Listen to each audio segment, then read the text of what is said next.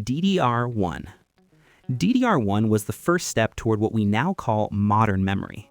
Before this, computers were painfully limited by how fast data could move between the CPU and RAM. DDR1 fixed that by doubling data transfers without doubling the clock speed. At the time, this was huge. Suddenly, systems felt more responsive. Multitasking became possible without everything freezing. But DDR1 had its limits too. Low bandwidth, higher power usage, and very small capacity by today's standards. As CPUs became faster, DDR1 quickly turned into the weakest link. The processor could think faster than memory could respond. And when that happens, something new has to replace it. DDR2. DDR2 is more about stability and efficiency than excitement. DDR2 increased clock speeds while lowering voltage, which meant better performance without turning computers into space heaters. This mattered because CPUs were getting more powerful and cooling was becoming a real concern. DDR2 also improved how memory handled data internally, making systems smoother under load. Things like running background apps or switching between programs became more reliable. Still, DDR2 was very much a transition generation. It solved problems, but it didn't change how people used computers yet. That shift came next. DDR3. DDR3 is where RAM stopped feeling like a limitation for most people. This generation delivered significantly better efficiency, higher speeds, and much better stability. For the first time, having multiple applications open, browser tabs, music, documents, background tasks, felt normal instead of risky. DDR3 stayed relevant for years because it hit the perfect balance between performance and power consumption.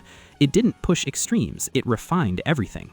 This is also the era when laptops benefited massively from better battery life without sacrificing responsiveness. But software never stands still.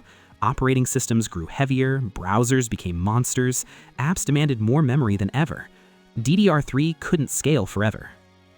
DDR4. DDR4 brought in the abundance era.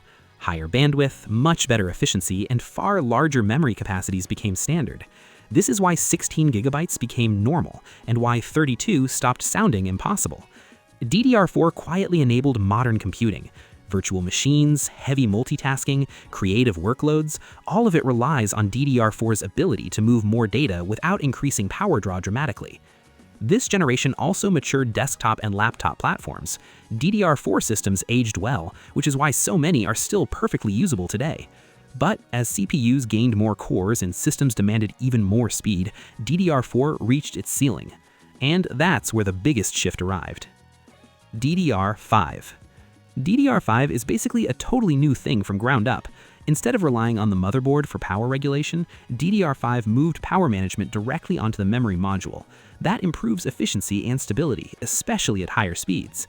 Bandwidth increased massively, allowing modern CPUs to stay fed with data instead of waiting. And DDR5 is built to scale, higher capacities, better parallelism, and future headroom baked in from the start. This is why newer systems can push performance without pushing heat and power consumption at the same rate. DDR5 isn't about today's apps, it's about the next decade of them. Every generation exists for the same reason: more speed, less power, and better efficiency without breaking the system. If you want to see how different operating systems actually take advantage of this hardware, especially on the Linux side, check out every Linux distro explained in 5 minutes on screen right now. And if this made DDR finally make sense, hit like, subscribe, and I'll see you in the next one.